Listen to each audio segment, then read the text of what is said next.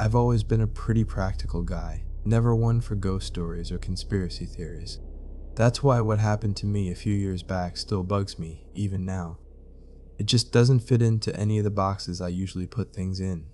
Back then I was 27, working as an inventory manager for a small hardware store in a town of about 30,000 people, tucked away in northern Michigan.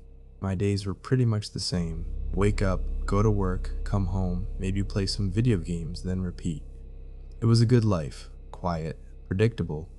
I lived in a small 2-bedroom rental house on the edge of town, just a stone's throw from a pretty big patch of woods. Those woods weren't really wilderness, not like something you'd see in a national park. They were more like an overgrown forest, full of second growth trees, old logging trails, and patches of thick underbrush. People mostly went in there for hunting during the season, or occasionally for a hike, but it wasn't a popular spot. It was easy to get turned around if you didn't know your way. My main hobby at the time was geocaching. If you don't know what that is, it's basically a real-world treasure hunt using GPS coordinates. People hide containers, called geocaches, all over the place, and then others use a GPS device or a smartphone app to find them. Inside the cache, there's usually a logbook where you write your name and the date you found it, sometimes a few trinkets to trade, and then you put it back for the next person. I wasn't super hardcore about it, but I'd usually go out once or twice a week, typically on a Saturday morning. It was a nice way to get some exercise and explore different parts of the area I hadn't seen before. Most of the caches were pretty easy finds, hidden under a bench in a park or taped to the back of a sign. But every now and then you'd find one that took you on a real adventure, deep into the woods, far off any main trail. Those were the ones I liked best. One particular Saturday, late in August, I had a free morning. The weather was perfect, not too hot, a light breeze, and the air had that crisp, earthy smell that meant fall was just around the corner, even if the leaves hadn't started turning yet. I opened up my geocaching app and scrolled through the map, looking for something new, something that would take me off the beaten path. I found one listed as a 3.5-star difficulty, a decent challenge, and the description mentioned it was quite a trek. The coordinates took me to the very edge of those woods near my house, but to a part I hadn't explored much. I grabbed my small backpack filled with a water bottle, a granola bar, my phone, and a small flashlight just in case. I always brought the flashlight even in broad daylight, because you never knew if a cache might be tucked away in a hollow log or a small cave. I parked my old Ford Focus on a gravel pull-off that people sometimes use for hunting, double-checked that the doors were locked, and set off into the trees. The first part of the trail was pretty well defined, a deer path that was easy to follow. I kept an eye on my phone, which was running the geocaching app, guiding me with a little arrow toward the cache. After about 20 minutes, the path started to fade, and I was pushing through thicker undergrowth. The last recorded find for this cache was over a year ago, which usually meant it was pretty well hidden or just difficult to get to. That made it more appealing to me, honestly.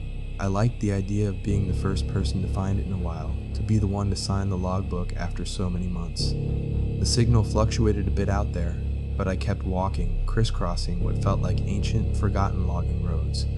The air grew stiller the deeper I went, and the sounds of the distant highway faded completely. All I could hear was the rustling of leaves under my boots, the occasional chirping of a bird, and the buzzing of a few flies around my head. It was quiet, really quiet, the kind of quiet that makes you feel like you're the only person on Earth. I checked my watch. I'd been walking for almost an hour already. Suddenly my phone vibrated. I was within 50 feet of the cache. I started scanning, looking under fallen trees, checking large rocks, pushing aside dense patches of ferns. Nothing. I walked in a slow circle, my eyes meticulously going over every detail of the forest floor. The description on the app mentioned it was a microcache, which typically meant it was small, maybe a film canister or a tiny plastic pill bottle. That made it harder, but I was determined. I went over the area again, slower this time. I kicked at a small moss-covered log, and then I saw it. Tucked partially under the log, almost completely overgrown with moss and some sort of tiny creeping vine, was a small green plastic container shaped somewhat like a very short, wide cylinder. It was clearly old and weathered. My heart gave a little thump of satisfaction. Found it. I knelt down, carefully pulled it out, and brushed off the dirt and moss. The lid was a screw top, and it took a bit of effort to twist it open. Inside, nestled amongst some dry leaves and a few tiny pebbles, was a plastic baggie. The baggie contained two things: a small, tarnished silver charm shaped like a deer, and a tightly rolled scroll of paper, secured with a thin rubber band. This was the logbook. I set the container and the charm down carefully on the log next to me, then unrolled the paper. It was thick, yellowish parchment, clearly aged. I leaned back against a tree trunk, took a drink of water, and started to unroll the logbook. The first few entries were faded, barely legible pencil marks from 20 years ago. The paper crackled slightly as I unrolled it further. People had signed it with their geocaching usernames, the date, and often a short message about their journey or the beauty of the spot. I read through some of them as I went, enjoying the little stories. There was one from a couple celebrating their anniversary, another from a father and son on their first geocaching trip together. It was cool seeing how many people had been here over the decades. The names and dates stretched across the paper, page after page, filling up the parchment. It was a truly ancient cache, a relic of early geocaching. I noticed that the paper was actually several sheets, taped together to form one long scroll. Some of the tape was yellowed and brittle. I kept unrolling, past entries from 10 years ago, 5 years ago, until I got to the more recent ones. There was an entry from last month, somebody named Forest Walker, and another from May from a user called Treehugger77. Good, I thought, it's still active, not completely abandoned. Then I got to what was clearly the last page of the logbook. It looked different from all the others. Most of the entries were in pencil, or sometimes faded blue or black ink, but this page, it was different. It was much newer, almost pristine compared to the rest of the yellow paper, and the writing was in a very dark, vibrant black ink, clearly a fresh pen. There were just 6 names listed on this page, one beneath the other. Each name had a date next to it, and each entry, except for the last one, had a thick, dark line drawn through it like someone had crossed them out with real force. I started reading them, a little bit curious. The first name was Maria Sanchez, with the date September 14th, 2017, crossed out. The next was David Miller, October 1st, 2018, crossed out. Then Sarah Jenkins, November 12th, 2019, crossed out. After that, Robert Chen, December 5th, 2020, crossed out. Then Emily White, January 18th, 2022, crossed out, my brow furrowed. That was odd. Why would someone cross out the names? It wasn't like a regular logbook where you might cross out your own name if you made a mistake. These looked like deliberate cancellations, and the dates were all spread out. Not like a group of people had found it together and then someone decided to mess with the log. It was just a weird thing to do. Then I looked at the very last entry. It was not crossed out. It was just a name and a date. The name, to my absolute confusion, was my own. My full name, spelled out clearly, John Smith. And next to it, in that same dark, fresh-looking ink, was a date, tomorrow's date. August 25th, 2024. My heart suddenly slammed against my ribs. I stared at the paper. John Smith, August 25th, tomorrow. My mind raced, trying to make sense of it. This was my name. This was tomorrow's date. And the pen marks, they looked fresh, as if they'd been written very recently. Certainly within the last day or two, not a year ago, or even a month, like the other recent entries. I'm a skeptical guy, right? My first thought was that this was some kind of elaborate prank. Maybe a geocaching acquaintance who knew my name had tracked me somehow, knew where I was going, and rigged this up. But I didn't have any geocaching friends who were that dedicated or that weird. And why would they cross out all those other names? It didn't make any sense as a joke. I pulled out my phone again, trying to check the geocaching app for any clues. Was this a known prank cache? Were there any strange comments on the cache page? Nothing. Just the usual friendly advice about the terrain. I looked around me, suddenly feeling a prickle on the back of my neck. The woods were still quiet, but now the quiet didn't feel peaceful anymore. It felt heavy, watchful. I strained my ears, listening for anything out of the ordinary, a twig snapping, a rustle that wasn't just the wind. My mind started working through possibilities, each one more unsettling than the last.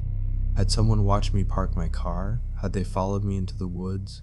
Was someone here right now, hiding behind a tree just out of my sight, waiting?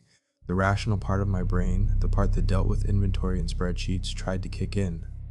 Maybe it was a very common name.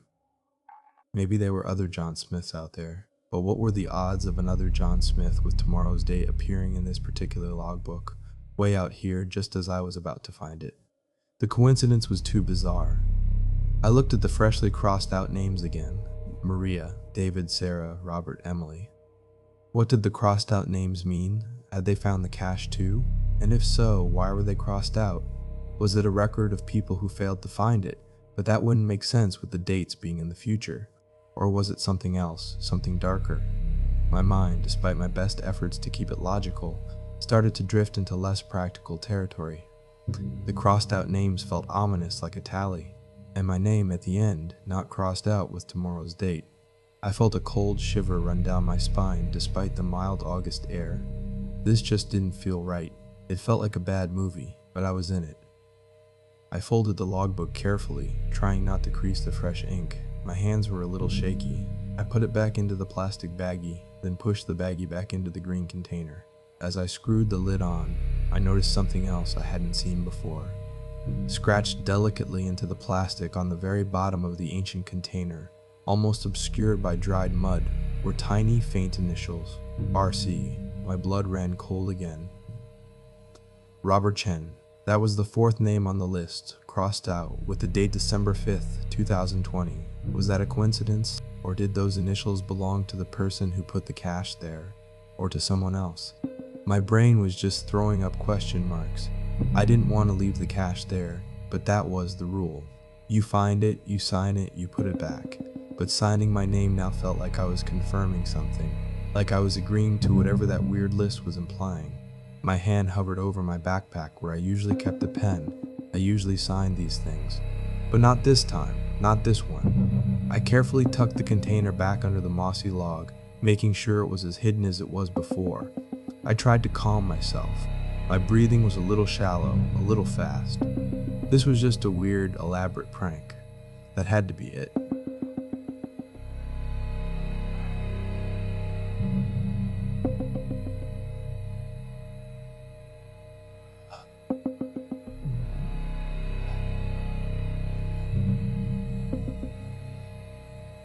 Tux. I stood up, dusting off my pants, and looked around again. The woods still wrapped around me, silent. There was a low hum in my ears now, maybe just my own blood rushing. My flashlight was still in my bag, untouched. The granola bar remained uneaten. Water bottle, half full. It was just a normal Saturday, a normal geocaching trip, until that last page. I started heading back, not following my exact path, but just trying to keep a consistent direction towards where I thought the road was. My phone's GPS was still active, showing me where I'd been, so I could retrace my steps if I needed to. But I didn't want to go back to the cache point, I just wanted to get out of those woods. As I walked, I kept looking over my shoulder. Every rustle of leaves, every shadow seemed to hold something. I knew it was just my imagination, but I couldn't shake the feeling of being watched, of being followed. It's funny how quickly your perception of a place can change. Just an hour ago, these woods were peaceful and inviting. Now they felt hostile, threatening. I walked faster, almost jogging at times, pushing through the thickets, not caring much about the small branches and thorns scratching at my arms and legs. I just wanted to be out in the open, on solid ground that didn't feel like it was hiding something. The air felt colder now, or maybe that was just me. My palms were sweating, my heart still thumped irregularly. Finally, after what felt like an eternity, I saw the familiar outline of my car through the trees. It was a huge relief. I practically sprinted the last few yards, fumbling for my keys as I reached the driver's side door. I jumped in, locked the doors immediately, and started the engine. I sat there for a minute, engine idling, just catching my breath. I looked back at the tree line. Just trees. But the image of that last page, my name, tomorrow's date, it was burned into my mind. I drove straight home, turning on the radio to a local classic rock station, trying to drown out the lingering unease. The music was loud, familiar, but it didn't quite work. My mind kept replaying the scene. The old logbook, the fresh ink, the crossed out names, tomorrow. When I got home, I went inside, locked the door, and pulled down the blinds. I tried to rationalize it again. It had to be a prank, or maybe, just maybe, it was some kind of elaborate role-playing game that I had stumbled into. Some people get really into geocaching, making up intricate stories for their caches, but that didn't explain the crossed out names or the feeling it gave me. It felt more significant than a game. I decided not to go out again that day. I ordered a pizza for dinner, watched some stupid action movie, and tried to distract myself. But every time I looked at the calendar on my phone, my eyes darted to August 25th, tomorrow. I didn't sleep well that night. Every creak of the house, every rustle outside, had my senses on high alert. I kept checking the windows, peering through the blinds into the darkness. There was nothing out there, just the quiet street, a street light glowing faintly in the distance. But I couldn't shake the feeling. When morning finally came that Sunday, August 25th, I woke up feeling exhausted and still unsettled. I went through my usual routine, made coffee, checked my phone. Nothing out of the ordinary. The sun was shining, birds were singing. It was a perfectly normal day, but there was a knot in my stomach. What exactly was supposed to happen? Was I supposed to go back to the cache? Was someone going to come to my house? It was so vague, so unsettling, precise in one way, and yet so completely undefined in another. My mind kept trying to put pieces together that didn't fit. I spent the day doing normal Sunday things, mowing the lawn, going grocery shopping. I felt hyper-aware, constantly scanning my surroundings, watching the cars on the road, the people in the grocery store. Nobody seemed to be paying any unusual attention to me. Everything felt perfectly ordinary, which, strangely, made it even more unnerving. The lack of anything happening felt like an invisible countdown. By late afternoon, the anxiety was almost unbearable. I couldn't relax. I kept thinking about those names: Maria, David, Sarah, Robert, Emily, all crossed out, and then mine. Why mine? What did it mean to be crossed out on that list? And what did it mean for me, that my name was still there, active, with tomorrow's date the day before? I wanted to find those other people, to contact them, to ask if they had any similar experiences. But the names were just common first and last names. There was no contact information. Trying to find a Maria Sanchez who might have gone geocaching in northern Michigan on September 14th, 2017 seemed like an impossible task. I couldn't shake the feeling all day that I was part of something I didn't understand, and that I was completely unprepared for whatever it was. As the sun started to set, painting the sky in fiery oranges and purples, I realized that the day had passed without incident. Nothing happened. No one came. Nothing jumped out at me from the shadows. It was almost a relief, but it was also perplexing. Was it all just a coincidence? A very, very weird coincidence? Or was I just waiting for something that hadn't come yet? The clock kept ticking, pushing to the hours of August 25th. Midnight came and went. The date on my phone clicked over to August 26th. I finally fell into an uneasy sleep, waking up Monday morning still feeling a strange sense of dread mixed with a faint anticlimactic relief. The specific date was now in the past, but that unsettling feeling never really left me. I never went back to that geocache. I couldn't bring myself to. I even stopped geocaching altogether for a few months after that. Every time I thought about going into the woods, that image of the logbook with my name and tomorrow's date would flash in my mind. To this day, I still don't have an explanation. Was it a prank? Someone trying to mess with me or with whoever found that specific cache? Was it something darker, something I avoided by simply not engaging with it? Or was it just some random, inexplicable string of words that by pure chance happened to include my specific name and the date I would find it? I still live in that same town, still work at the same hardware store. My life went back to being predictable, mundane. But sometimes when I'm walking alone at dusk or when I hear a strange sound in the distance, I still think about that logbook. I still think about those crossed out names and my own, just a little too clean, a little too fresh. And I still wonder, what if I had signed it?